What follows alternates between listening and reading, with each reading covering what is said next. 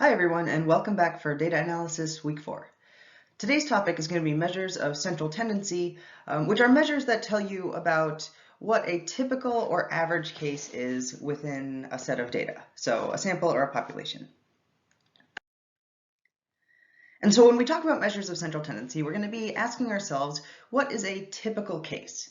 And so using the example of the class survey, we can ask, what's a typical data analysis student like, with reference to whatever questions you were asked, right? So if we want to think about what a typical data analysis student is like, we can look at answers to a couple of the questions. So one of the questions that I asked you guys in the survey was, have you ever been in a physical fight? So 29 people said yes, 24 people said no, and we had a total of 53 responses. I also asked you how afraid you are of being victimized, with answers ranging from very afraid to very unafraid. So you can also take a look at the frequencies there. And then I also asked you how many times you'd been stopped by police in the last 3 years.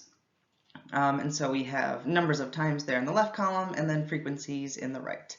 And one person said that they had been stopped more times than they could count, so that one is not on there since I didn't have a number, but keep in mind that this is a slightly truncated set of answers. And so what I want you guys to think about in looking at these questions is, what's a typical data analysis student like with respect to whether you've been in a fight, how afraid you are of crime, and how many times you've been stopped by the police? So to some extent, you can look at it and kind of eyeball it and think about how the responses are distributed. But what we're going to talk about today is how to really come up with a single measure or set of measures that will tell you what is a typical case like. And we'll start by using these questions as examples. So the first measure of central tendency that we're going to talk about is the mode.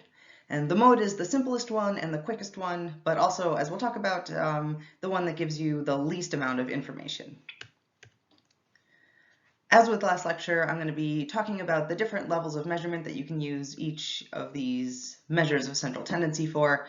So with the mode, you can use it for any kind of data. So nominal data, ordinal data, interval data, or ratio data, you're good to use the mode. And what the mode tells you is just the most frequent or common observation that's in the data.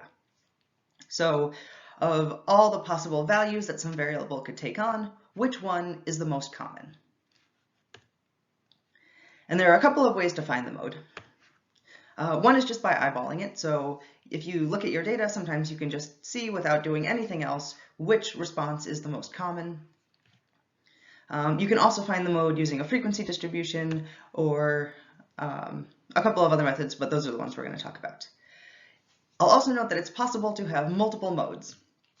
And so I generally won't throw any of these at you in the problem sets, but if you're looking at data, it's possible to have two modes if you have the same frequency for your two most common responses. So if two responses are equally as common as each other, you can have two modes. All right, so as usual, I'm talking about this in somewhat vague terms on this slide, and then I'm going to hop over to the document camera to give some examples using the simplified data, and then I will come back and show you what this looks like in the class data.